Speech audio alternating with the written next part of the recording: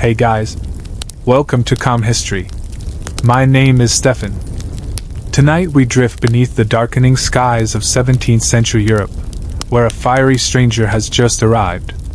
You tilt your head toward the heavens, and there it is, a blazing streak across the night sky, glowing like the gods dropped a match and forgot to blow it out. The air tastes of chimney smoke and damp cobblestones, and far off, a dog howls with impeccable timing. Everyone's eyes are turned upward. And everyone everywhere is whispering, "What does it mean?" Hey, if you're enjoying these stories, I'd really appreciate a like or subscribe. I'm curious where you're listening from, so drop a comment with your location and what time it is there. Now find a cozy spot. Take a slow, deep breath, and let your body sink into comfort as we journey back in time together. Congratulations. Spoiler alert, you probably won't survive this. At least, that's what half of Europe thinks right now. Because in this world, a comet isn't just a sparkly background detail. It's the end of a king. It's famine. It's plague. It's your neighbor's goat giving birth to something with two tails. So, before you get comfortable, take a moment to like the video and subscribe. But only if you genuinely enjoy what I do here. And I'd love to know, where are you listening from tonight, and what time is it for you? Post it in the comments. I promise I'll read everyone. Now dim the lights, maybe turn on a fan for that soft background hum, and let's ease into tonight's journey together. The year is 1618, and a comet just showed up uninvited. You stand outside a small village on the edge of the Holy Roman Empire, shoes muddy, breath misting. Behind you, a baker has dropped his basket of rolls, staring open-mouthed. In the square, someone clutches a rosary. Somewhere else, someone is sharpening a sword just in case. The comet blazes, long, tail curling like a smoky ribbon, and people start making lists. What happened last time? Didn't one show up before the Black Death? Wasn't there one when Constantinople fell? Basically, this is the celestial equivalent of checking Twitter and seeing #apocalypse trending. Pamphlets appear like mushrooms after a rain. One claims the comet signals the wrath of heaven. Another insists it heralds the birth of a new emperor. A third suggests, boldly, and with suspiciously poor spelling, that it's just the sun reflecting off marsh gas. That guy doesn't get invited to dinner parties. There's no science class here. No NASA. Just a wild mashup of astronomy, astrology, theology, and whatever your uncle mumbled over ale last night. You watch as scribes dip their quills, artists carve dramatic illustrations into woodblocks, and merchants hike up the price of blessed salt. In Rome, the Pope is briefed. In Prague, Kepler blinks blearily at the sky and begins scribbling. In Paris, astrologers duel with Latin footnotes. Across the continent, people stay up all night, staring through windows, climbing hills, and whispering bedtime prayers with one eye open. What if it falls? What if it sings? Because here's the thing, many believe comets are loud. You've heard the stories already. Comets that roared like cannons, groaned like sick beasts, hissed like angry cats. It's not enough for them to look terrifying. They're supposed to sound terrifying too. One witness from England claimed a comet made the sky grind like millstones. Another in Bohemia swore he heard a weeping sound like spirits at sea. Modern scholars raise an eyebrow, of course. But back then, if your dog barked and your stomach gurgled at the same time a comet passed overhead, that counted. What historians still argue about is whether these beliefs were purely metaphorical, or if people genuinely expected sonic booms to accompany celestial visitors. Some point to chroniclers' use of musical terms. Discords, clashes, heavenly vibrations. Others think the whole noisy comet idea was a way to make something far away feel close, something you could hear, almost touch. Either way, the idea sticks. Children whisper tales of fiery dragons chained to the heavens. Old women mutter about sky rats dragging their tails through the stars. You overhear someone suggest the comet might be God's quill, scratching warnings into the firmament. Too bad most of us can't read sky cursive. And so, as the comet lingers, Europe simmers. Some rulers see it as a call to war. Others as divine judgment. One especially dramatic baron commissions a tapestry showing the comet pointing directly at his ex-wife's castle. You pass through a marketplace and find it half closed. The stalls that remain are full of strange combinations: candles, onions, horseshoes, tiny hand-painted charms that claim to protect against sky fire. You buy one, mostly because it's teal and the vendor has very convincing eyebrows. Back at your inn, the tavern is quieter than usual. No lute music. Just murmurs and clinks of mugs. A man nearby is sketching the comet into the foam of his ale. Another is praying into his soup. You sip your drink and look out the window one more time. There it is, still burning. Still beautiful. Still terrifying. You're not sure what it means, or if it means anything at all. But you feel it. That electric thread between fear and fascination. The way humans always do when the sky changes. When something ancient wakes up and reminds us, you're not in control. Not even a little. The fire outside flickers. A sheep bleats somewhere in the dark. The comet waits. You wake to bells. Not church bells, though those are ringing too. Half a dozen different towers pealing out like they're competing in a sleep deprivation contest. These bells are smaller, faster, desperate. Town criers racing through cobbled streets with news inked in hurry. You pull your coat tight against the early chill, peeking out the window. There's already a crowd forming near the well. Everyone's talking at once, and none of it sounds reassuring. Apparently, the comet has changed. Not its path, not really, but someone claimed it split in two last night. Another says it was pulsing. A third insists it grew teeth. You make a mental note never to sit next to that guy at supper again. In truth, the comet still streaks the sky just as it did yesterday, but that doesn't stop the rumors. And in 17th century Europe, rumors are practically currency. One noblewoman is said to have fainted at the sight. A baker swears his bread refused to rise. Someone claims a child was born with one blue eye and one comet-shaped birthmark. Across the region, pulpwood presses go into overdrive. Pamphlets with terrifying titles like The Fiery Serpent of Wrath, or The Star That Screams, sell for a handful of coins. Each has a lurid illustration, a winged beast, or a hand from the sky, or occasionally, for some reason, a goat wearing a crown. That last one becomes oddly popular. You stroll through the city square and see one pinned up near a tavern door. In bold block letters, "Woe unto the wicked, repent before the tale turns." A monk is standing nearby, reading aloud with enough theatrical flourish to impress a traveling troupe. People nod solemnly, some cross themselves. Others just buy more beer. You pass a shop window and glimpse your own reflection, pale against the sky. And there it is, again, the comet dragging its bright white tail through blue dawn. It doesn't look angry. It looks tired. Like a candle that's been burning too long. Inside the apothecary's shop, an old woman is grinding herbs.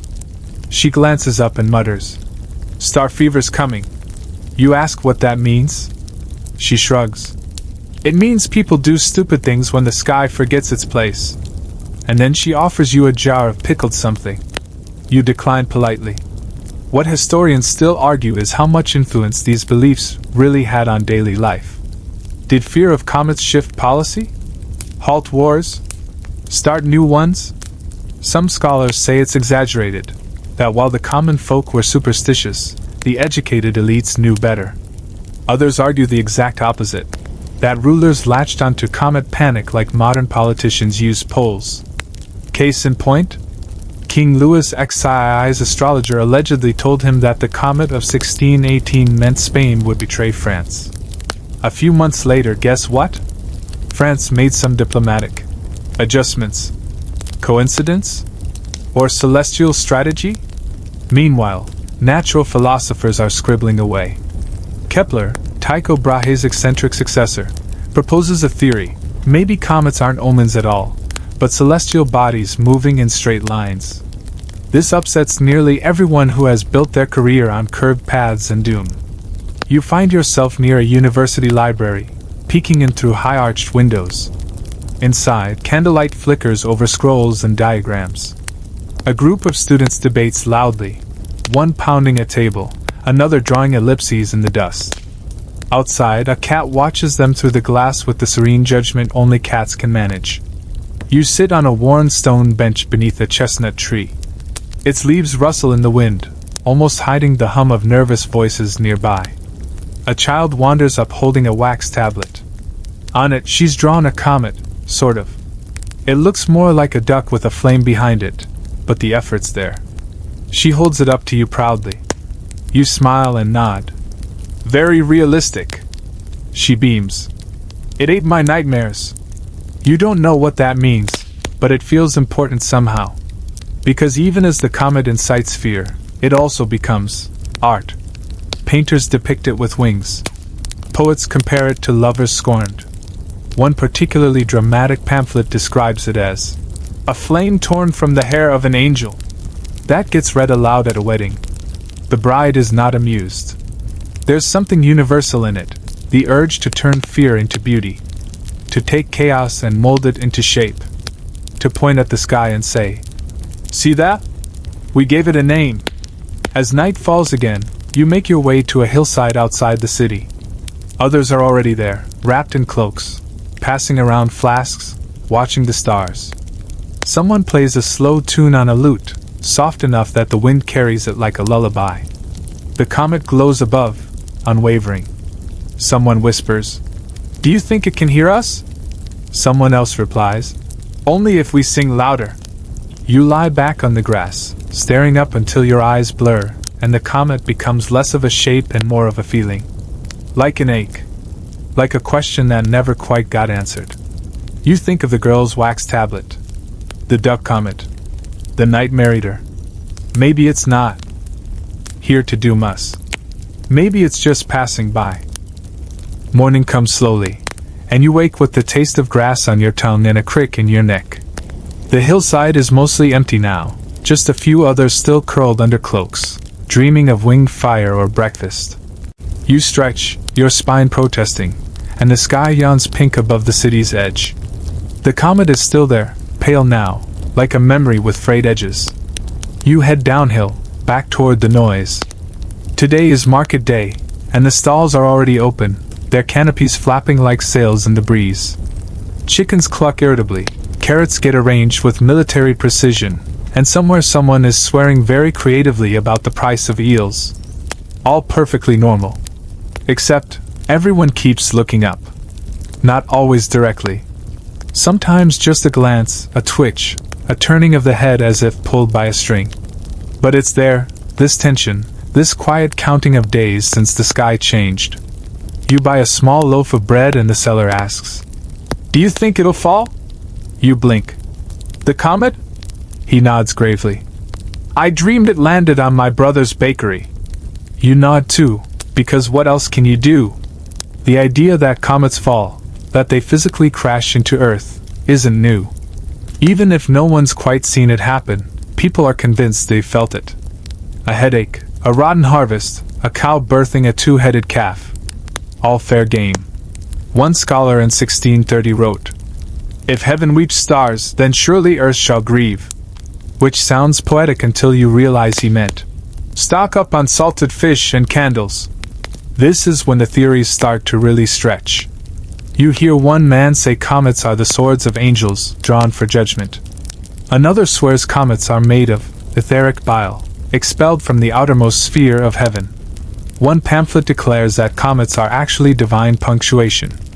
Commas of calamity, it says, marking the pause before ruin. You have to admit, it's kind of brilliant marketing. In the back corner of the market, near the tannery, which smells like ambition and regret, a traveling mystic has set up a stall. His beard is impressive. His robe is teal, streaked with charcoal. He beckons you forward and offers to read your comet sign for a single coin. You give him 2. He studies your face, then the sky, then a small bowl of oil in which he claims the truth will float. He mutters. This comet brings change. A reckoning of debts. A revealing of secrets. You raise an eyebrow. That sounds like something you'd say every year. He winks. I only say it when it's true. What historians still argue about is how much people believed in these wandering astrologers. Some argue they were tolerated for entertainment, like horoscopes today. Others believe they held real sway, shaping decisions from marriages to militia movements. In more than one town, panic driven by a mystic's comet reading led to mass repentance parades, bonfire purges of sinful objects, and in one bizarre case, the banning of all wind instruments for 30 days. You keep walking, still chewing your bread, as a boy rushes past carrying a hand-painted sign that says simply, "Something is coming." He trips once, but never lets go of the sign. You pass a chapel where the priest has tacked up a new banner, "The Lord's candle burns hot. Repent now." Below it, someone has scrawled in charcoal, "What if he just likes mood lighting?" You chuckle softly. Blasphemy or not, it's nice to know someone else still has a sense of humor. Across Europe, broadsheets and ballads multiply like rabbits in spring. In one particularly odd piece, a bard insists the comet sings at midnight and that if you hum along, your teeth will fall out. That one spreads farther than expected. A few people even stop humming, just in case. The printing press becomes a weapon of both comfort and chaos. You find a street vendor selling a booklet titled "The Weeping Sky and What It Wants from You." Inside, 47 possible interpretations of the comet, ranging from a divine test of patience to proof that dogs should inherit the earth. The final entry simply says, "Eat more onions. It can't hurt." And here's where it gets weirder. People start assigning the comet moods. You overhear someone say, "It looked sad last night." Another replies, No. Angry. Definitely angry." Someone else thinks it's watching them specifically, has been for days. You sit in a courtyard sipping watered wine and watch a group of washerwomen debating whether the tail has grown longer or whether the sky has just stretched. They're serious about it, too. One even pulls out a wax tablet and starts sketching comparative diagrams using old fruit rinds as models. A dog barks at the sky and refuses to stop. You lie back on the stone steps and close your eyes, letting the city's comet-anxious heartbeat drum softly around you. Somewhere, someone plays a bone flute. Somewhere else, a man is selling comet cures in the form of onion-soaked cloth. You don't take one, but you appreciate the hustle. Because really, what are people supposed to do when the sky throws a curveball? They explain. They decorate. They sell pamphlets and potions and arguments. They stare too long. They write songs. They dream about flying fire and bread that won't rise. The comet doesn't care. But they do. And maybe that's enough. Hey, how's your day going? If it's been a great one, drop a 1 in the comments to spread some positive energy. And if things haven't felt quite right, leave a 2, because you're not alone. I'm here with you, walking this journey together, so that each moment ahead feels a little lighter, a little more peaceful.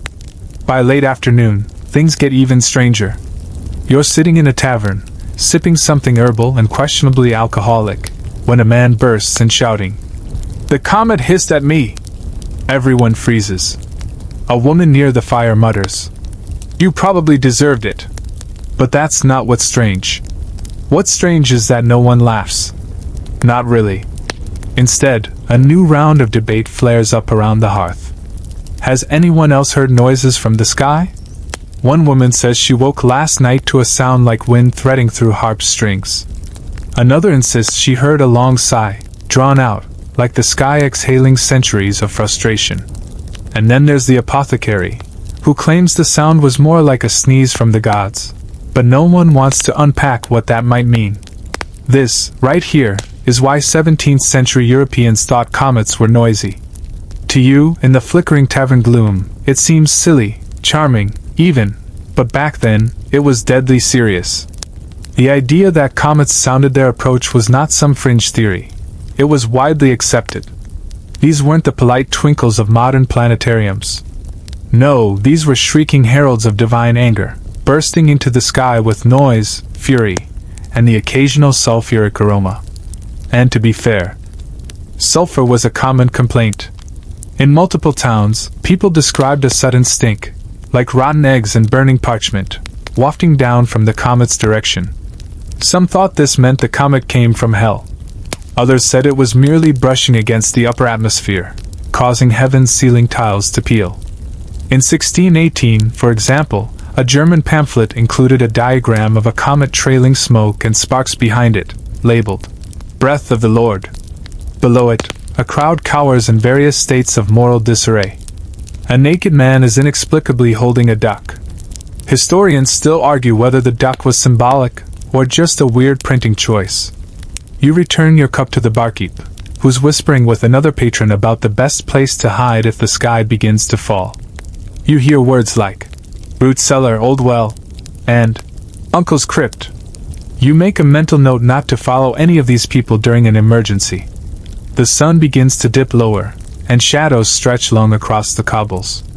Outside, the sky's edge blurs into a soft, smoky crimson, and sure enough, the comet burns bright again.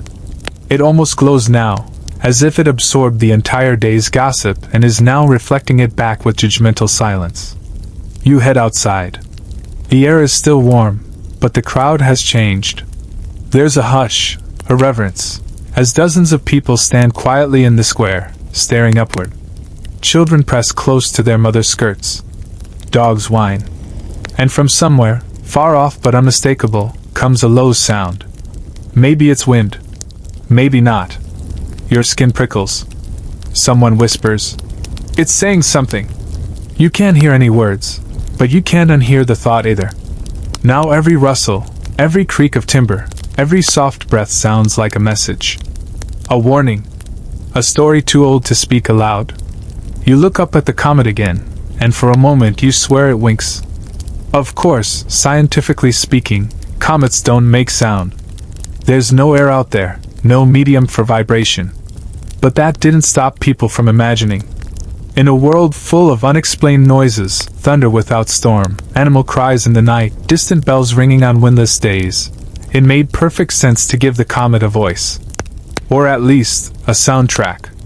One Italian astronomer in 1664 wrote that comets were the sky's trumpet, and that their silence could be broken by those pure of heart or cursed with debt. You're not sure which category you'd fall into, so you quietly step back from the group and find a low wall to sit on. From here, you can watch the square without being part of it. A girl throws a stone straight up, trying to hit the tail. Her father grabs her wrist just in time. He looks embarrassed. She looks victorious. A pair of monks pace the far edge of the square, holding candles and chanting softly. One carries a bell, which he rings every few steps.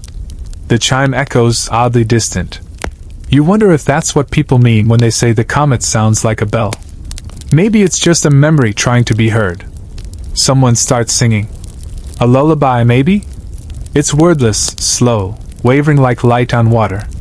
Others join in. Not in harmony. This isn't a choir, but in sympathy.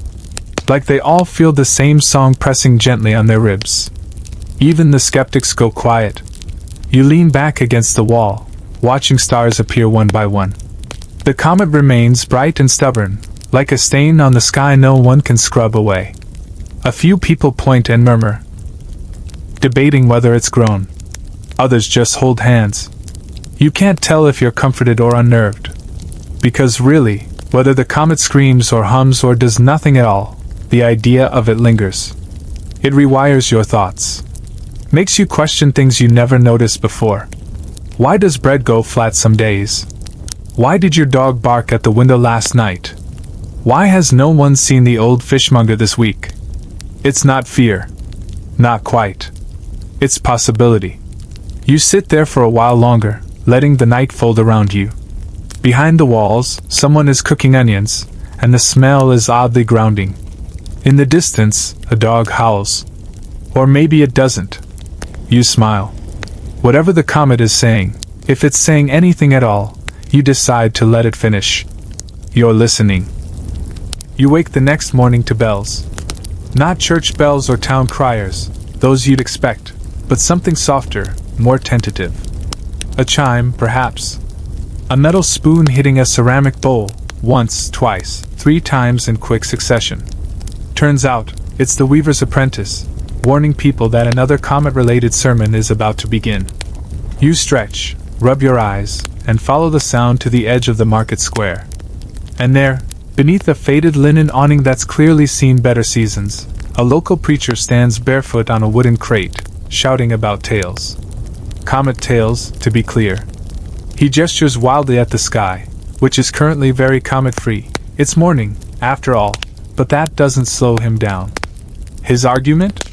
That the tale is not made of ice and dust, as some distant philosophers have started whispering, but of divine signals. Proof, in his words, that God himself scribbles mid-air warnings with a celestial quill. It's a poetic thought. A little absurd. But you have to admit, kind of beautiful.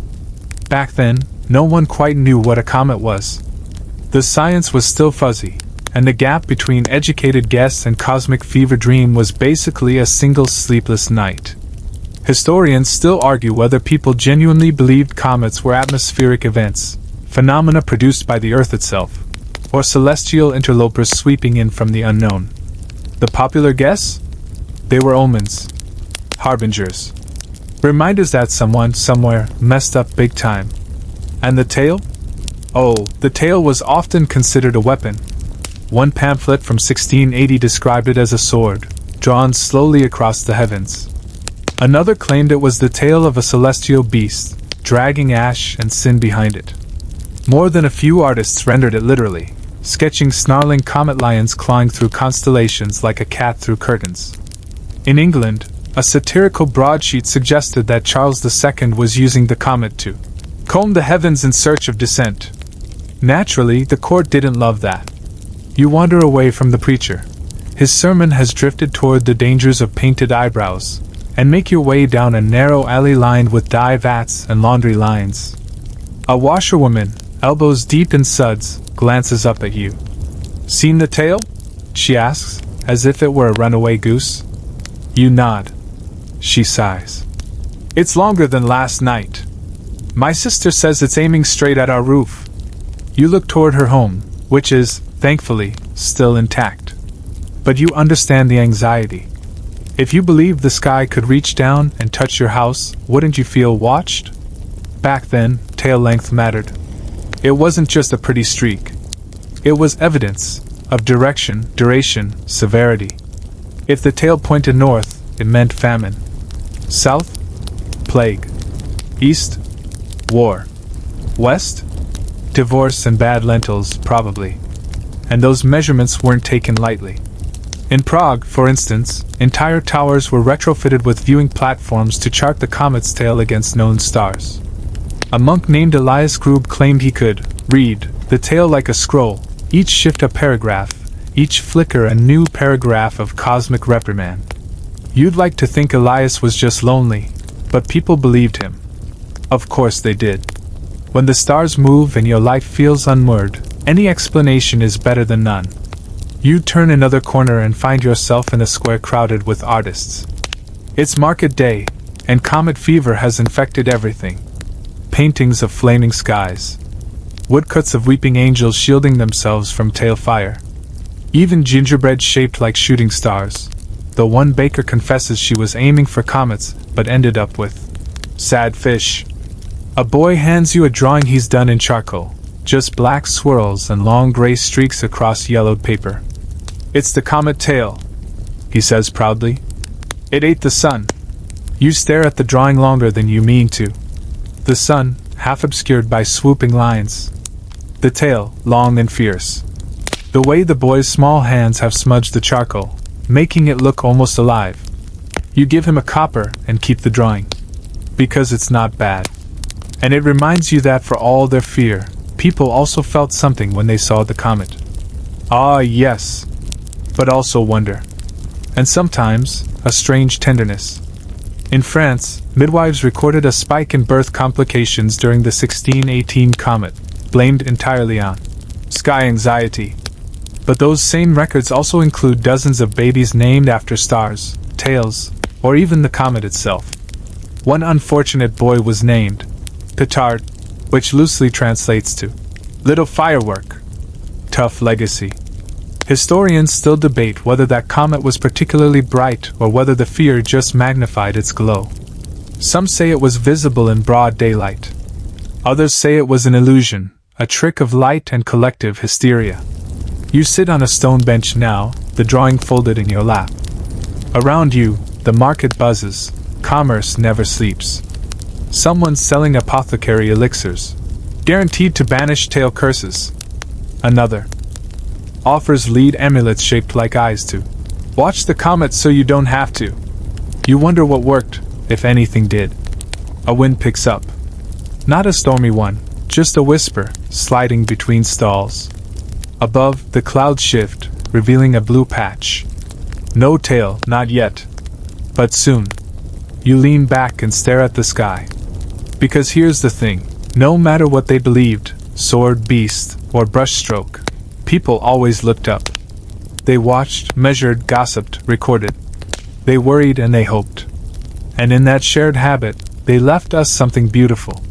Not just drawings and dusty scrolls, but the very human truth that sometimes, when you don't know what's coming next, you look for meaning in the most poetic direction possible.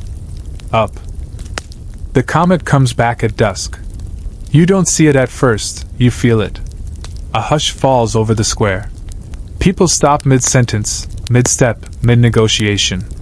Even the goats, those famously indifferent beasts of Babylon and everywhere else, pause to stare at the darkening sky. Then someone whispers, "There it is," and every head turns upward. And sure enough, the tail stretches across the heavens once more, longer than yesterday, or maybe just more dramatic in the fading light. It's like a silver thread drawn tight across a piece of indigo velvet. Delicate. Dangerous. Impossible to ignore. You're standing near a group of townsfolk gathered around a tavern stoop. An older woman in a saffron shawl clutches her rosary tighter. A baker's apprentice drops a tray of biscuits. No one bends to pick them up. One man mutters that the tail is leaning too far to the west, which, according to the local lore, means betrayal is in the air. He looks at his wife. She does not look back. You step away, giving them some privacy, and stroll toward the river, where the reflection of the comet ripples across the water in shivers of light. A couple sits nearby, the man scribbling notes by candlelight. Astronomers. Amateurs probably, but earnest. He's marking the angle of the tail, its curvature, and the position of nearby stars. His wife leans over and murmurs something about elongation and tail drift. You catch her glance upward, then back at her husband, and she smiles the tiniest smile. Not everyone is afraid, you think. Some people are entranced. Historians still argue whether comets were universally feared, or whether, like any celestial event, they also inspired admiration, reverence, even romance. Evidence exists of poems written to comets, of lovers timing proposals to their return, of artists sketching them with swooning brushstrokes. In 1682, the return of Halley's comet was met with dread in London but greeted with lantern festivals in parts of China. Perspective mattered. Culture mattered. And frankly, personal mood probably mattered too. You sit on a mossy stone wall now, feet swinging over the edge, and gaze up at that impossible streak. Let's talk about the noise. No, not the metaphorical noise, the gossip, the panic, the sermons, but actual noise. There were rumors, whispered stories, that the comet hummed. A low sound, like bees trapped in a barrel, or wind howling across an empty tower. Some claimed they heard it at night, just beneath the usual crickets and creaking roofs. A vibration too deep to be real, but too real to ignore. No scientific proof exists, of course. Comets don't make sound in the vacuum of space. But tell that to a 17th-century shepherd with no astronomy degree and an overactive imagination. He hears something. That's enough. One pamphlet from Bavaria swears that the tail sang its sorrows for 7 nights. Another, written in shaky Latin and discovered in a box of tax records, warns that if you hear the comet whisper your name, you have exactly 1 week to confess everything. Spoiler, no one knew to what. You pull your cloak tighter as the evening breeze lifts. The comet hangs over the rooftops now, as if eavesdropping on everything below. Lanterns flicker in its glow. Chimneys puff lazy coils into the night air. A cat darts past your feet. Somewhere, a fiddler tunes his strings slowly, hesitantly. You wander past the stone chapel, where a group of monks stand outside, heads bowed. One is weeping, quietly, but without shame. He keeps glancing upward as if trying to decipher a message only he can read. In his trembling hands, a parchment trembles even more. You peek closer and spot an illustration, a crude ink drawing of the comet, trailing a dozen serpent heads from its tail. Classic apocalypse flavor. And yes, that was a thing. Several 17th century broadsheets depicted comets as multi-headed dragons. Sometimes lions. Sometimes roosters, angry celestial poultry, demanding repentance. One particularly spicy Dutch woodcut shows a comet pooping flaming arrows over cities. It's dramatic, but symbolic. Because in a world that didn't fully understand celestial mechanics, imagery did the heavy lifting. You couldn't map the orbit, but you could sketch what it felt like. And what it felt like, often, was a threat wrapped in mystery. You pass a candle maker closing his shop, carefully locking the door despite the fact that no one's stealing candles tonight. Not when the sky is on fire. He nods to you, then up. It's brighter now, he says. You nod. He adds, it's coming closer. You don't nod this time. Is it? Probably not. But the illusion of motion, of creeping proximity, is part of the experience. A comet feels alive because it moves. Slowly, yes, but undeniably. And once something moves, you assign it motive. Fear. Anger. Warning. Even affection. You continue your walk along the riverbank, away from the town now, into quieter fields. Grass brushes your ankles. Frogs croak lazily near the water's edge. The comet follows you, always overhead, silent but seen. You remember a story a Tyra told you, remember her? Back in the archives. She'd said some scribes believed the gods kept their ledger in the stars. That each comet was an overdue payment notice. That someone, somewhere, owed something big. Tonight you wonder what it is you owe. Your foot kicks a stone. You watch it bounce once, twice, into the weeds. Then you sit. The sky stretches wide above. The comet tail flickers, almost gently. There's a peace to it now. A stillness. Maybe it's not a warning. Maybe it's just a reminder that the universe is moving, slowly and constantly, and you're lucky enough to catch a glimpse. Even if it rattles your sense of safety a little. Even if it turns your goat skittish and your priest philosophical. Even if you hear it when no one else does. You lie back, arms behind your head, and stare upward until the stars blur. And then, just as your eyes begin to close, someone down in the town square strikes a lute. One gentle note. Another. Then a quiet melody, weaving through night air and taillight. The comet hums above. Or maybe that's just your thoughts. Either way, you're still listening. Morning arrives as if it's apologizing for the comet. Soft light, cool air, and the smell of bread drifting from somewhere nearby. You stretch out on your makeshift riverbank bed, spine gently protesting the choices of yesterday, and blink up at the slowly brightening sky. The comet's gone.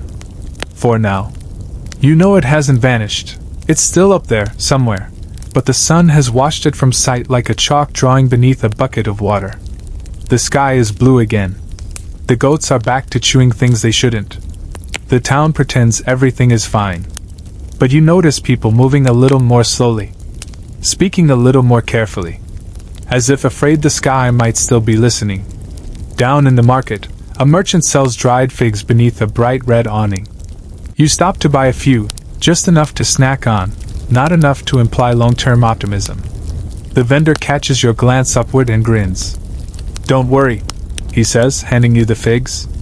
That thing only brings plagues to other cities. Classic coping strategy. You wander past a wall where a fresh poster has been nailed.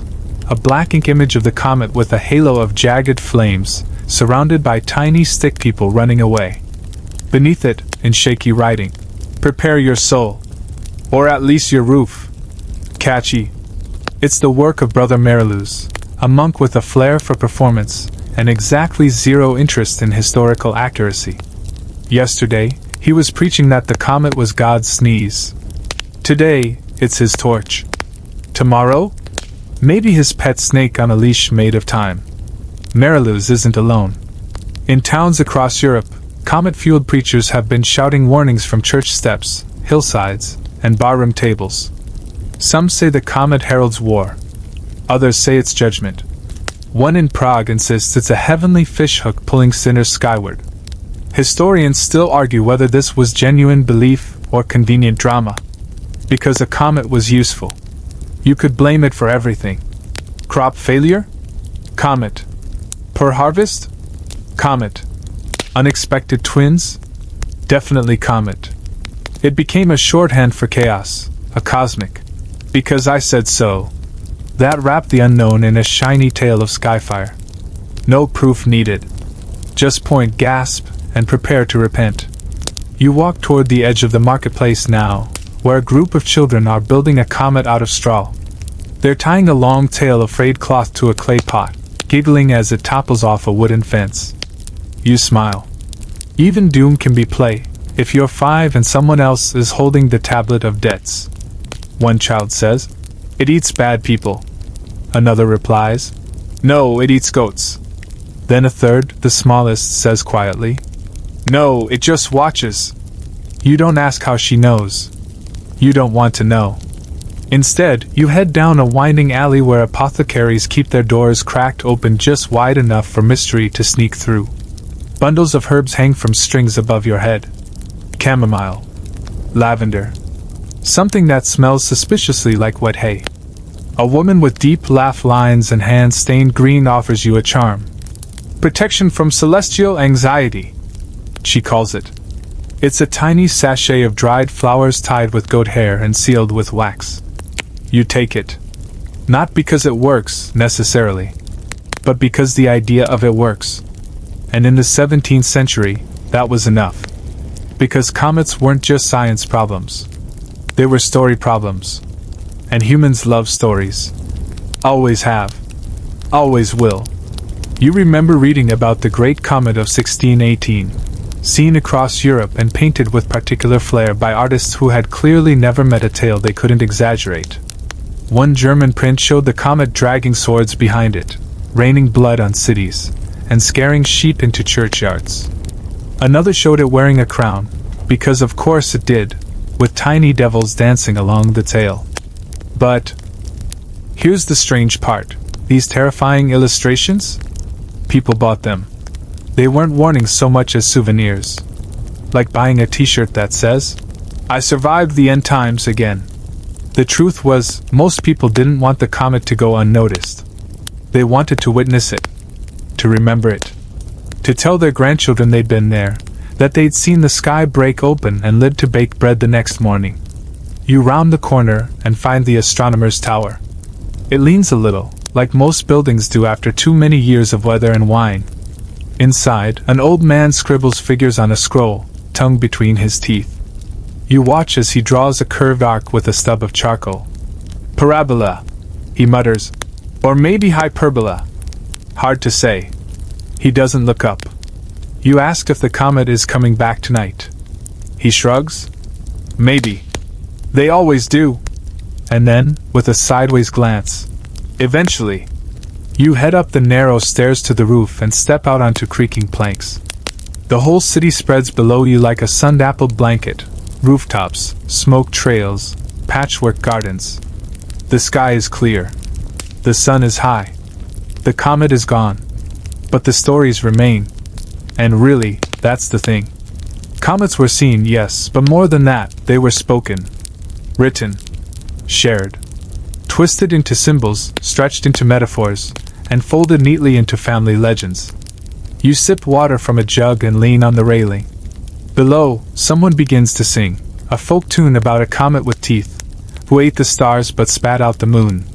It doesn't make much sense. You love it anyway. Because it's proof. Proof that even fear can turn to music. Even omens can become lullabies. And sometimes, the best way to survive a sky that might fall is to sit beneath it, hum softly, and eat your figs anyway. Twilight settles like a soft sigh over the city. The shadows stretch longer now, reaching their lazy fingers across doorsteps and up the sides of walls. The goats are herded indoors, reluctantly. The cobblestones begin to hold on to the day's warmth a little more tightly. And overhead, though still faint, still distant, the comet returns. You spot it first between two chimneys, a pale smudge trailing a silver thread across the deepening blue. Tonight, fewer people gasp. Not because it's less beautiful, but because it's familiar now.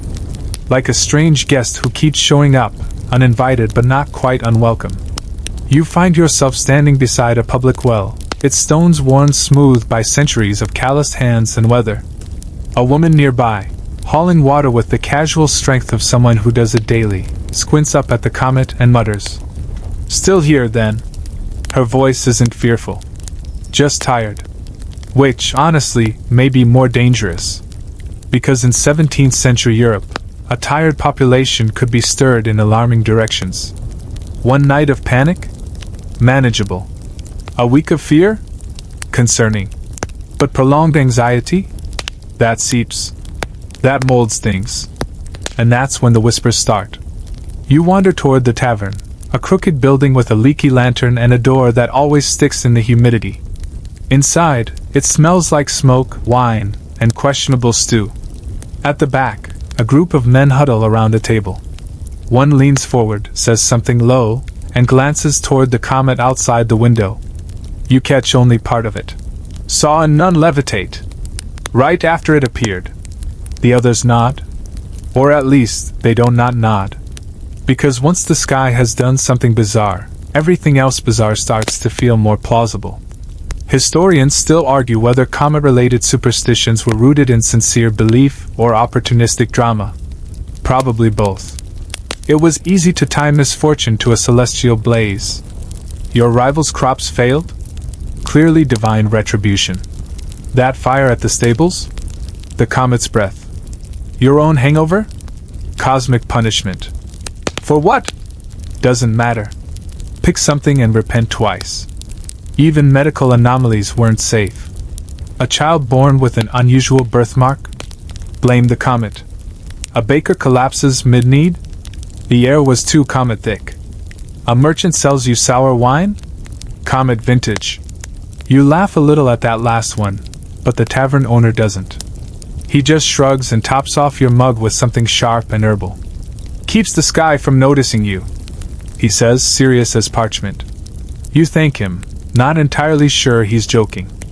Outside, you walk past a house where someone has painted protective symbols around the doorframe. Chalk spirals, sunbursts, and a small angry face with crossed eyes. They're meant to ward off ill omens. Or at least confuse them. You round the corner and nearly trip over a bundle of twigs tied with red ribbon. Witch traps. They're popping up more frequently now. Because if the comet brings misfortune, someone must be helping it. Someone nearby. Someone different. And so the scapegoats multiply faster than the real goats. You sit at the edge of a quiet courtyard now, listening to distant bells and the rhythmic splash of someone rinsing clothes in a bucket. Two women sit nearby, whispering. You catch one phrase. They say a comet touched her fields.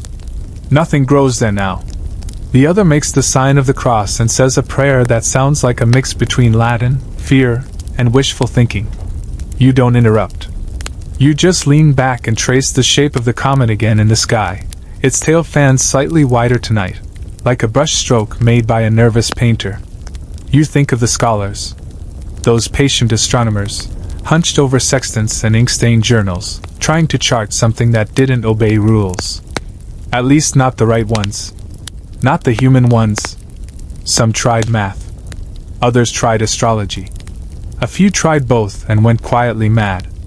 Because the problem with the comet was that it wasn't content to be just one thing. It was fact and omen. Observation and prophecy. A celestial body and a character in a much weirder play. And the humans watching it? We projected onto it like it was a mirror in the sky. Which is kind of the whole point. The comet scared us because it told the truth, that we are small, that the heavens don't answer to our schedules, and that sometimes, bright things arrive with no intention of staying. But tonight you find comfort in the repetition. This is night number. What? 5? 7? You've lost count. The comet still gleams. The tavern still smells like wood smoke. The same dogs bark at the same shadows. And the world, despite its best efforts to come undone, continues to hum along. You pass by a shuttered window and hear someone reading aloud, a voice practicing Latin by candlelight. You catch the phrase Stella Crenita, the bearded star. That's what comets were called in some texts. You picture the comet again, now with a tiny celestial beard. It helps. A little further on, you pass a cart stuck in the mud, its wheel half submerged and stubborn. The driver mutters curses that range from the theological to the profoundly creative. He blames the comet, obviously. Because how could he not? You offer a hand.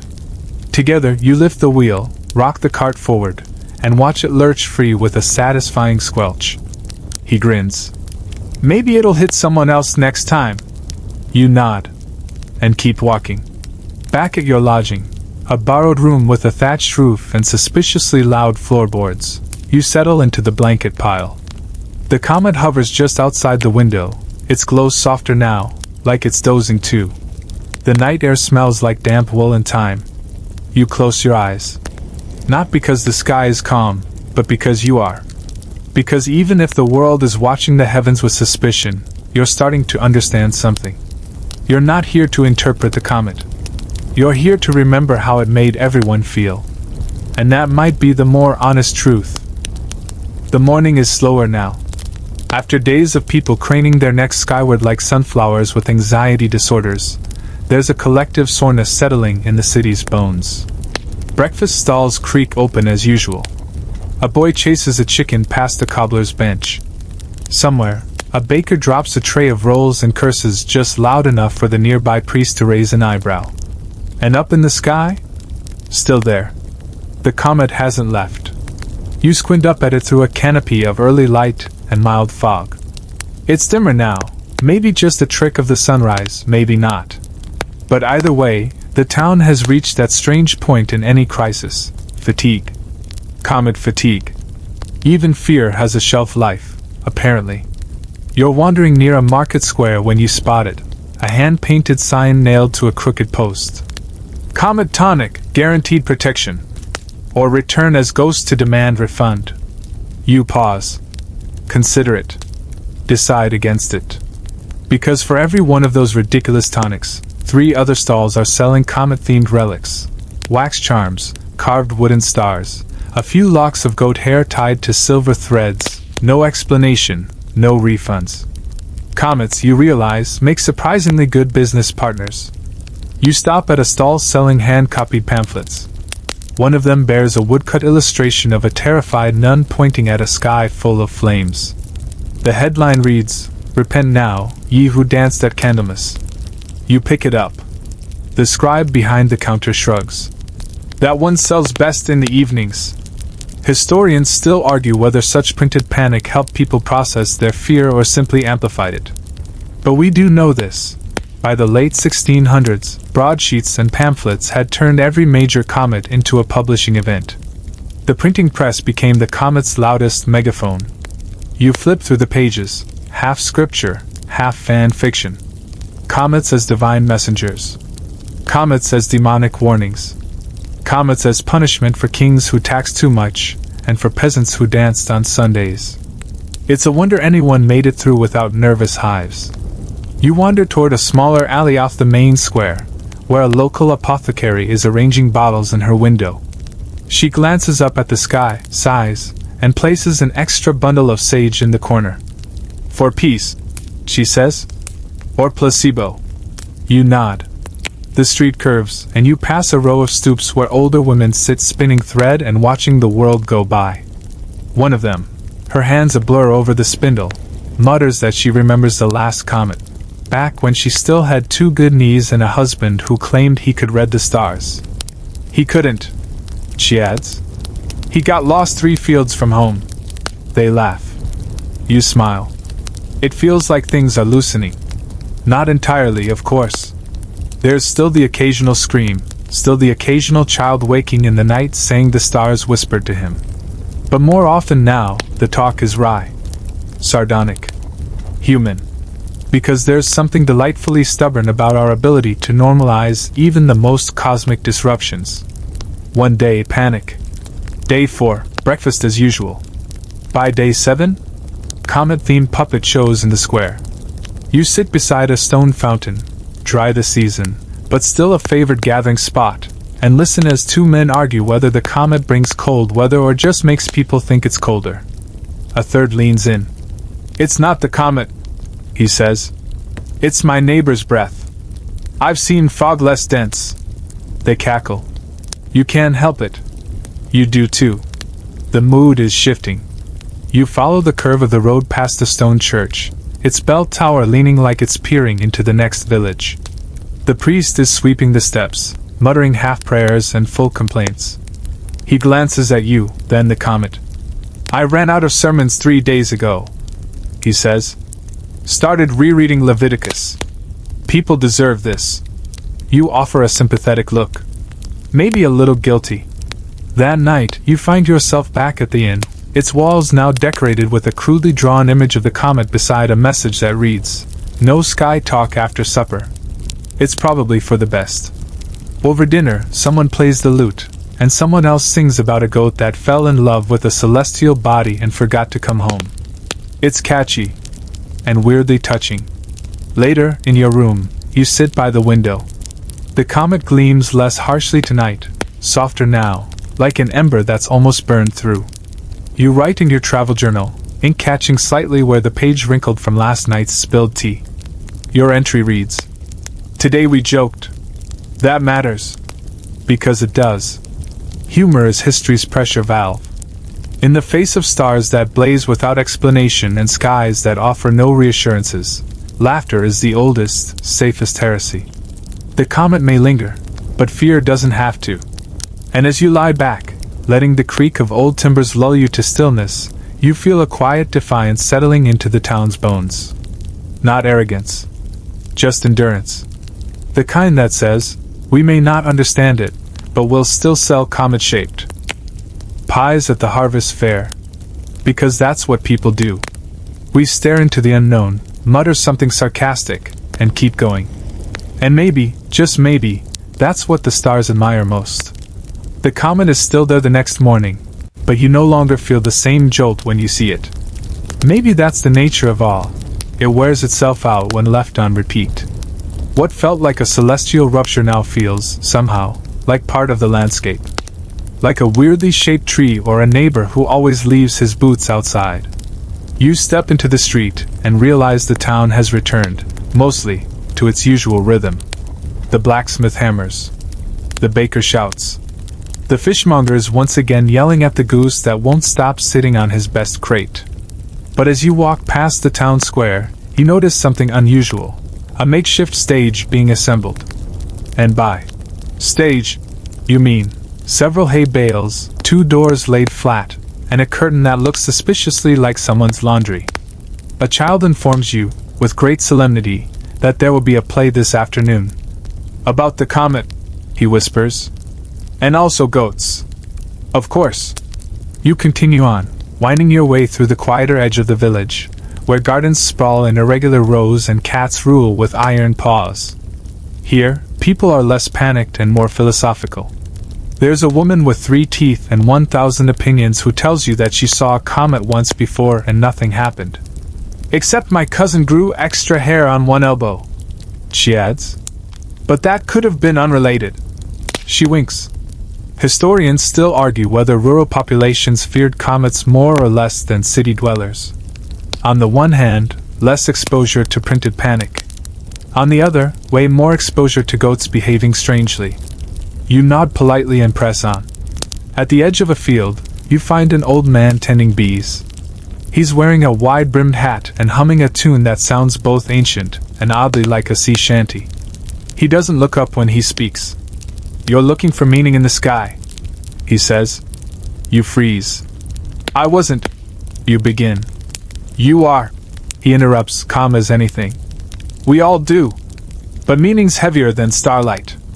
Best to keep it grounded. He gestures at a hive. Bees don't care about comets. They just want their queen and their flowers and their rhythm. You watch a bee disappear into the curved belly of a blossom, unbothered by celestial drama. He smiles. Let the sky scream. The earth hums. You thank him and walk away quietly, feeling the way you sometimes do after a really good bedtime story or a piece of pie that was better than expected. Back in the square, the play is beginning. You find a spot near the edge, beside a woman trying to sell turnip stew out of a dented pot. The actors are children, mostly. One of them is wearing a papier-mâché comet helmet that wobbles every time he moves. Another child, inexplicably, is dressed as a screaming monk. The plot is flexible. From what you gather, the comet steals someone's sheep, falls in love with the moon, and is banished by a group of heroic bakers wielding stale loaves as weapons. The audience loves it. You laugh until your side hurts. You realize something else in that moment. Fear can be rewritten. People don't always need truth to cope. Sometimes they need a story with puppets and pies and a goat in a scarf. Sometimes they need to make the scary thing ridiculous. And when they do, they own it. You wander off afterward, catching fragments of conversation. Did you see the comet's love letter to the moon? I heard the goat wrote it. My cousin says he can smell when a comet's about to leave. You round a corner and pause by a small shrine. Nothing elaborate. Just a clay figure tucked in a niche, surrounded by offerings, a spoon, a prayer, a single feather. You whisper a thanks, not to the sky, but to the people who turn panic into something portable. That night, the sky is clear. The comet burns softly above, a little more faded, a little less sharp. You sit outside the inn with a cup of watered wine and a half-eaten fig, listening to the buzz of crickets and the faint snores of someone asleep on the porch swing. A cat steps over your foot like you're just furniture, and somewhere in the distance, someone is humming that weird comet and goat song from earlier. The world feels oddly whole again. You think about those ancient astronomers who charted the stars on vellum and clay, trying to make sense of wandering lights. Some of them feared what they saw. Some of them worshipped it. But all of them, in their own way, tried to fold the unknown into something they could carry. A chart. A tale. A child's paper mask. You look up at the comet. It's still there. But now, so are you. And maybe that's enough. You wake to birdsong and the faint smell of barley porridge wafting through the shutters. For a moment, you forget the comet entirely. But then you glance at the sky and there it is, slightly dimmer now, the tail more diffuse, as if it's starting to slip back into the silence it came from. By now, the village has grown used to its glowing visitor. People are no longer gathering at dawn to scream predictions or douse each other in holy water. Instead, they're resuming old arguments. About fence lines, about whose chicken wandered into whose garden, about whether the moon looks fatter this month than last. You wander down to the marketplace, where a new stall has popped up, comet bread. It's just regular bread, but shaped like a comet, with a little burnt tail. You buy one, obviously. It's terrible. Stale on one side, uncooked on the other. But you eat it anyway, because now it's part of the story. One stall over, someone is selling protective amulets, made from baked turnips. Another is selling tiny clay tablets with the comet carved into them. Record your own bad omens here, the sign says in charcoal scrawl. You overhear a merchant trying to convince a passing friar that he saw the comet blink last night. The friar, without stopping, replies, "That was your reflection in the window, you cabbage." Business as usual. Historians still argue whether early modern people truly believed the sky was a message board for divine moods or whether they just said that to get out of rent payments. "Sorry, landlord. Can't pay this month. Comet told me no." But here's the truth. Belief is rarely pure. It's messy and strange and practical. One moment you're convinced a star means doom. The next you're carving its shape into bread for the harvest fair. Outside the town gate, you spot a group of pilgrims leaving in a quiet cluster. Their leader, a man in saffron robes and very muddy sandals, is proclaiming that the comet is a sign to begin again. To walk away from worldly goods, he declares, and also from Gerald, who never gave back my hat. You learn that Gerald is walking in the opposite direction with a smug look and a suspiciously familiar hat. Two peasants nearby exchange a look and murmur, "Reckon we should follow him?" They don't specify which. Him. Which seems to be the point. You keep walking. Later, you find yourself sitting beside a crumbling stone wall, watching a girl draw the comet into the dirt with a stick. She adds legs, then a smiley face, then arms holding a chicken. You ask what it is. "It's a happy comet," she says. "He likes chickens." You nod. Of course he does. Just then, her mother calls from across the lane, warning her not to stare at the sky too long or she'll grow a third eyebrow. You suspect that's more metaphor than science. But still, you glance at your own reflection in a puddle. Just to be sure. You continue toward the river, where the water flows fat and brown and the trees lean in like gossips. A fisherman there tells you the fish have been acting strange since the comet arrived. "More jumpy," he says. "Like they know something's up." You ask what he thinks it is. He shrugs. "Could be the comet. Could be the drummer boys upstream. Or maybe they're just fish." He flicks his line and hums a tune you're almost certain is about taxes. In the next village over, you find a faded fresco on the chapel wall. It shows a long-tailed star above a crowd of confused humans. One is pointing. Another is weeping. One is simply shrugging.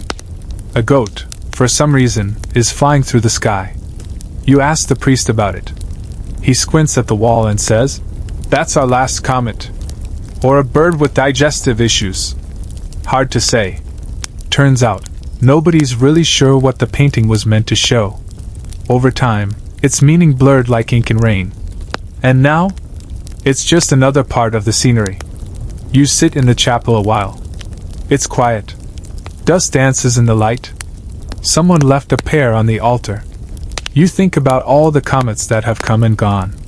How some were feared, some adored, and some simply ignored.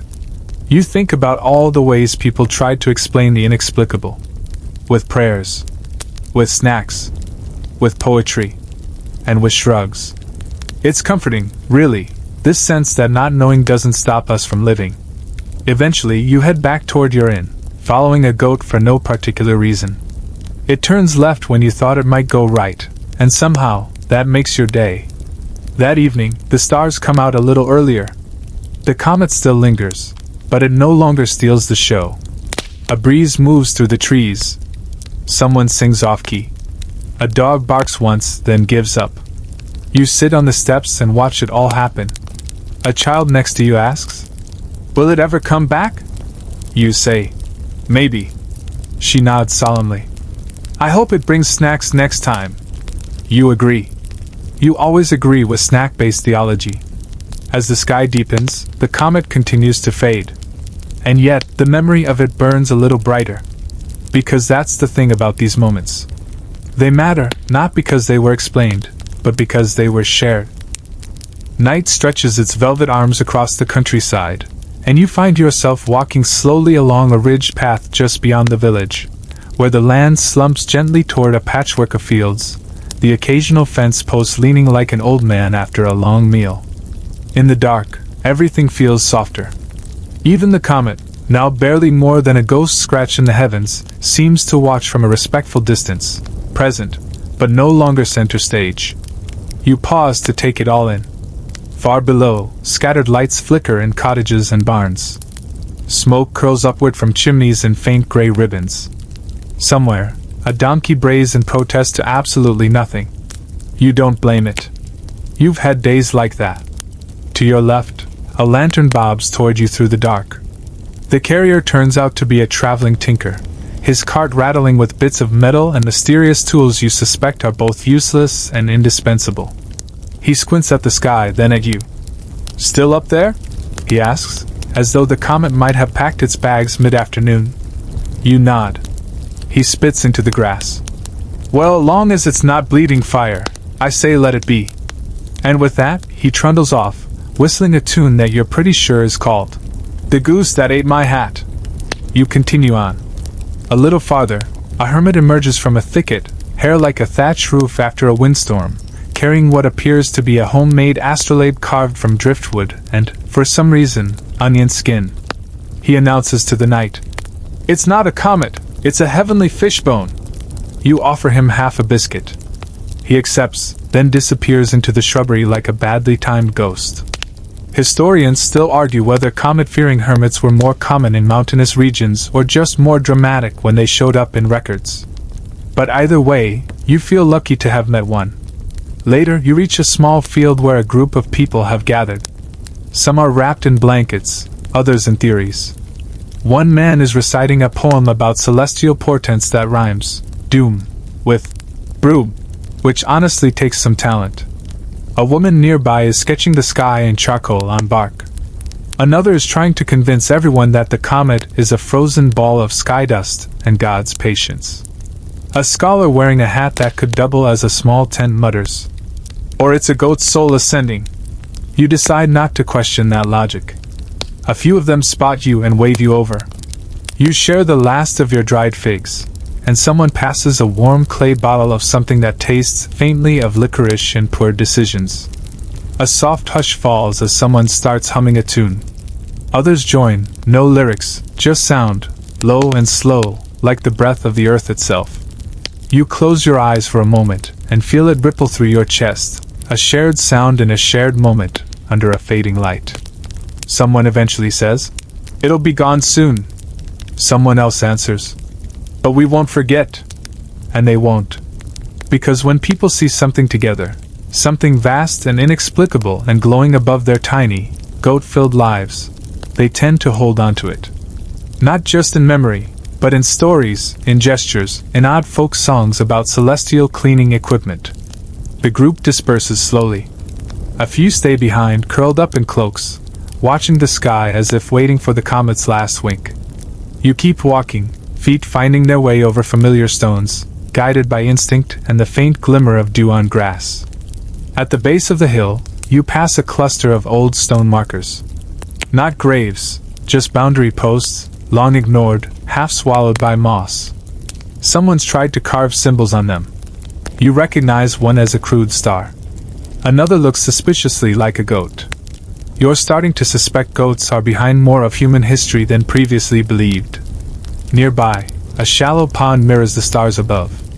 The reflection is imperfect, scattered by the wind's breath, but it's still beautiful. You crouch to look closer and see your own face among the constellations, warped slightly, glowing faintly. And you realize, this is what memory looks like. Not perfect, not fixed, but real and shared. You sit by the pond for a while. No one disturbs you. Even the frogs seem to sense the hush in the air. Somewhere, an owl calls once, then again, softer. The wind shifts. You remember something the old scribe once muttered. "History is just the stuff we chose not to forget." You didn't think much of it at the time, but now, under this almost starless sky, it feels like the comet's final message. A reminder that we shape the past every time we decide what to carry forward. Even the silly parts. Especially the silly parts. You rise, joints cracking slightly, and begin the walk home. The sky is darker now. The comet is nearly gone. But your thoughts are light. Back at the inn, you find a note tucked under your cup. No name, no signature. Just 3 words. "Still watching. Always." You're not sure if it's from the innkeeper, the comet, or maybe a poet with bad handwriting. But you smile, fold it carefully, and tuck it into your pocket. Because you'll remember this night. Even if no one else does. The next morning, the comet is barely visible. You rise before the sun, pulling your cloak close as you step out into the breath of dawn. The air is cooler, cleaner, as if the night has rinsed away something unseen. There, in the paling sky, the comet trails faintly behind the rising light. It looks tired, faded, like a traveling actor after the final curtain, waiting for one last round of polite applause. You give it a nod, a small gesture of respect. It's earned it. Down in the village, People are already stirring. Chickens fuss in their coops, and a pot clangs somewhere, startling a cat into a clumsy leap over a fence. You follow the path toward the well, where a cluster of early risers have gathered, not to watch the comet, but to discuss bread prices. "Comet's leaving," someone remarks, glancing skyward. Another shrugs. "Good. It's been nothing but drama." Someone else adds, "I like the part with the screaming goats." That gets a few sleepy chuckles. You dip a bucket into the well. The rope creaks in the quiet like a cranky uncle. A woman nearby, apron smudged, hair escaping its pins, says she's saving one of the comet pebbles her son found. "He swears it fell from the sky," she explains. "I think he knocked it off the roof." Doesn't matter. The story's better that way. Historians still argue whether any so-called comet stones from the 1600s were authentic celestial fragments, or just unusually enthusiastic gravel. Back at the market square, a few stalls have turned their comet goods into clearance items. "End of the world, 50% off," one sign reads. Another promises, "2 talismans for the price of your dignity." A child with inky fingers is selling drawings for a penny apiece. You buy one. It's mostly blue scribbles with a brown goat standing triumphantly on a star. You don't ask why. You just nod. It feels correct. As the village wakes, people return to their lives. The weaver stretches his arms, muttering about knot tension. The blacksmith bangs something into shape while humming a familiar tune. Even the baker, flour-dusted and half asleep, has already thrown the first loaves into the fire. You visit the chapel again. The priest is lighting a candle. When you ask if he'll preach about the comet one last time, he shakes his head. "No," he says, smiling softly. "Today's sermon is about patience." You suspect that's a coincidence. Or maybe not. Later, a visiting scholar passes through town with a donkey loaded in scrolls. She's collecting comet tales from different villages, writing them down, she says, before they curdle. You ask why. "Because stories ferment like cider," she answers. "Too long, and they grow sharp. But just right, and they keep people warm through winter." You like that. You walk with her a while, trading notes, swapping tales of hermits and hats and homemade astronomy. She tells you about a town that baked a comet-shaped cake the size of a cartwheel. About another where villagers wore silver cloaks for a week, hoping the comet wouldn't mistake them for sinners. One town named a goat after it. Another accidentally married a man to a sheep under comet-induced confusion. You both laugh. History is weird. And wonderful. Eventually, she veers east, and you return toward the ridge, where you can still see the sky stretching open like a sigh. The comet is barely there now, just a smudge against the morning. You pass a young boy sitting on a rock, whittling a piece of wood into what looks like a star with legs. "What's that?" you ask. "A goat comet," he says. "For luck." You consider commissioning a whole constellation of them. Goat comet. Turnip star. The great tiller of debts. Back at the inn, your host greets you with a steaming bowl of something that smells vaguely of lentils and definitely of, "We're out of everything else." You eat it anyway. It's warm, and the chair creaks comfortably under your weight. The inn cat hops onto your lap, purrs once, then falls asleep like it's been paid to. You close your eyes for a moment and listen. A cart rolls past on the road. A rooster tries and fails to impress its audience. And above all that, silence. The kind of silence that follows something strange and enormous when it finally goes away. The kind that's not empty, but full of echoes, of questions, of laughter, of little goat feet on cobblestone. You don't feel sad. You feel carried. Like something wild and beautiful blew through and left your life just a bit more windblown. You rise, stretch, and step outside one last time. The comet is gone. The sky is just sky again. Blue, open, honest. But if you squint, just there, between two wisps of cloud, you think you see one last glint. A farewell. Thanks for watching, you whisper. See you next time. And go inside. Even without the comet, the world feels just a little more noticed. You wake with a crust of sleep at the edge of your eyes and a vague memory of goats galloping across stars. Outside your window, the village sounds have returned to their usual register: clinking buckets, gentle bickering, and a rooster with performance anxiety. Life resumes. But there's a peculiar softness in how people move, how they speak, as if they're still listening for something strange in the sky. You head out into the village, and the sky greets you with unremarkable clarity, blue as a faded tunic, cloudless, cometless.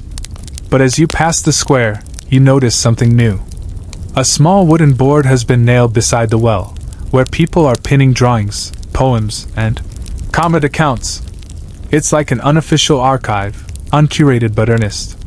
One parchment reads, "Saw the tail streak north, felt a pull in my stomach.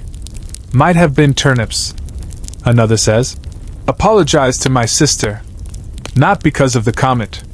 Just seemed right." One tiny handprint is pressed into soft wax. Underneath it, "First time I stayed up all night." You smile. No scholar could ask for a better record. A few villagers are still riding the comet high. A man with an elaborate hat now claims he predicted its arrival by the twitch of his left ear. A brewer releases a tail ale, with a label shaped like a star. You try it. It tastes like regret and burnt barley. You drink the whole mug anyway. Historians still argue whether comet-inspired products had long-term cultural impact, or just short-term indigestion. At the chapel, the priest has begun painting a mural.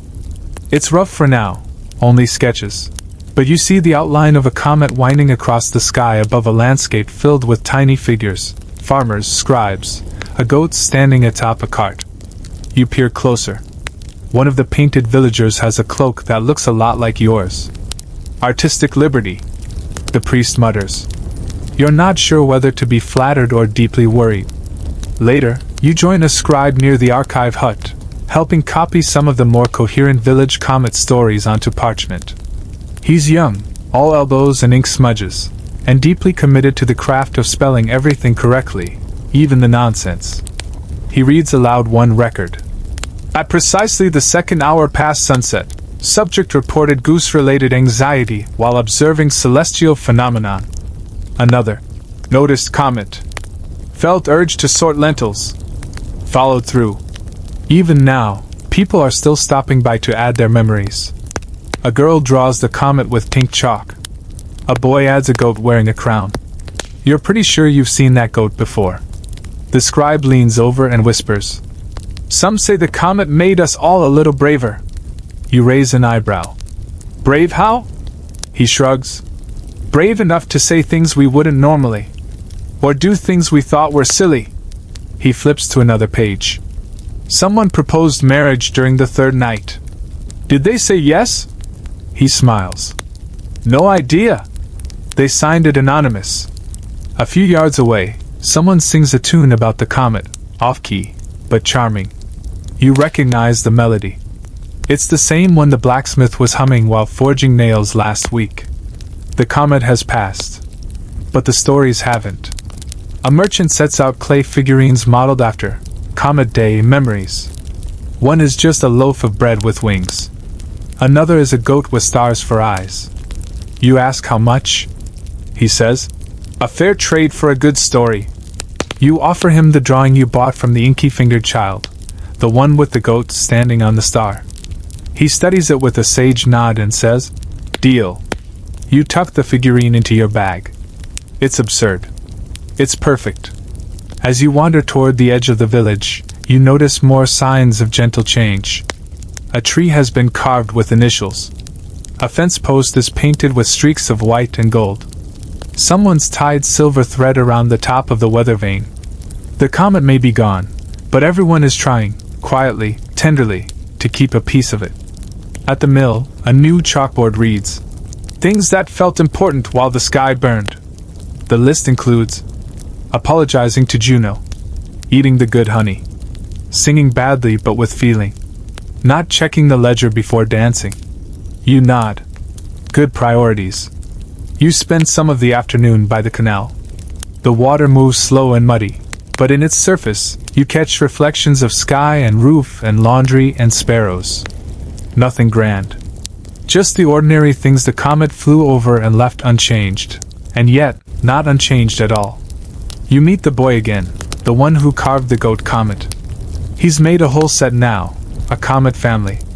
One is frowning. One looks surprised.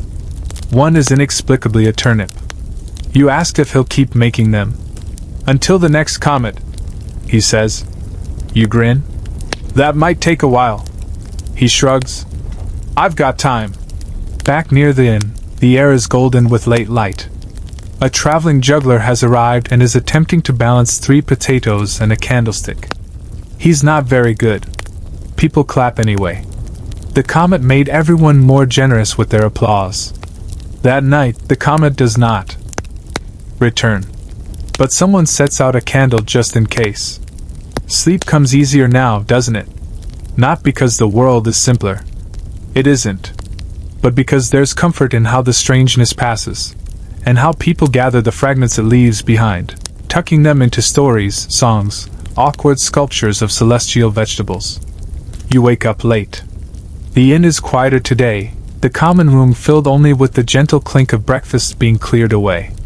You sip warm barley tea as someone reads aloud from the village's official comet log, which now includes such authoritative entries as Tuesday, goat climbed roof during eclipse panic, and Wednesday, sky did not explode.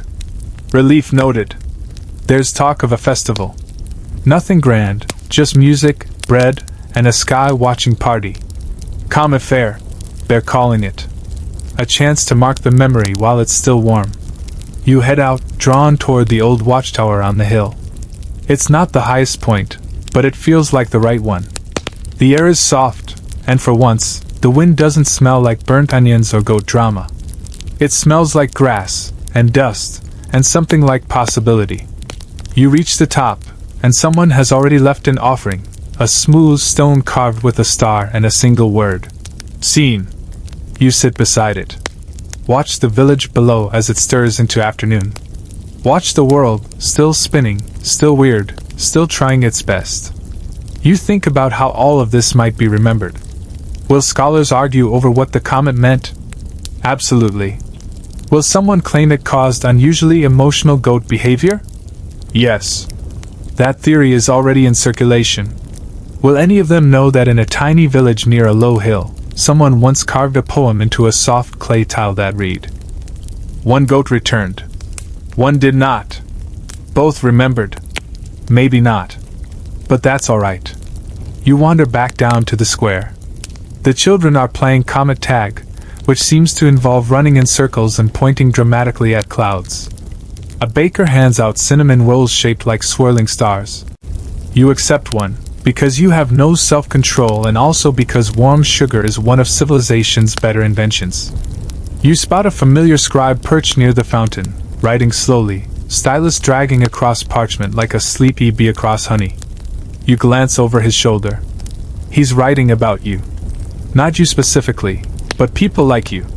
Travelers. Sky watchers. Witnesses to the odd and the passing.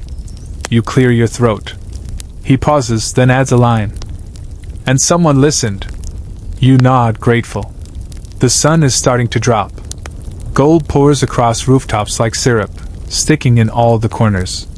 The comet fair begins at dusk. Lutes and flutes and a drum that's slightly offbeat.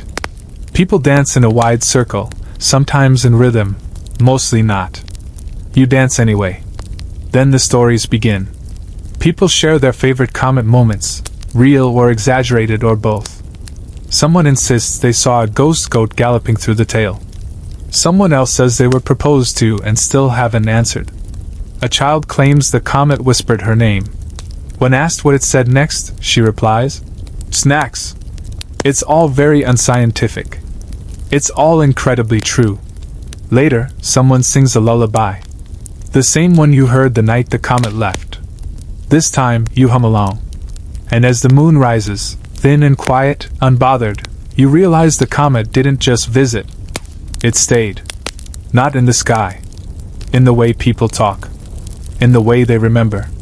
in the way a scribe writes "seen" on a tile and sets it on a shelf with care. In the new festival that might just become annual, with worse decorations each year and better stories to match. In the gentle truth that even one unexpected streak of light across the heavens can shift the earth beneath your feet. So as the final song fades and lanterns flicker low, you make your way back through warm shadows and the hum of contentment. Back to the inn, back to your room, back to the soft weight of blankets and the sound of distant laughter. And you exhale, because you've seen it. And that means it's part of you now. Let your shoulders soften as the noise of the evening fades. Let your breath slow to match the rhythm of this quiet place. This moment between comet and candlelight, between memory and sleep. Outside, the stars blink gently over the rooftops. Nothing to prove. Nothing chasing them. Just shining, like they always have. Somewhere, a goat stirs and resettles.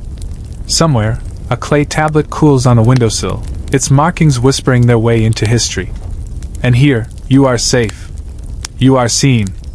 You don't need to remember every name, every joke, every moment. The scribes took care of that.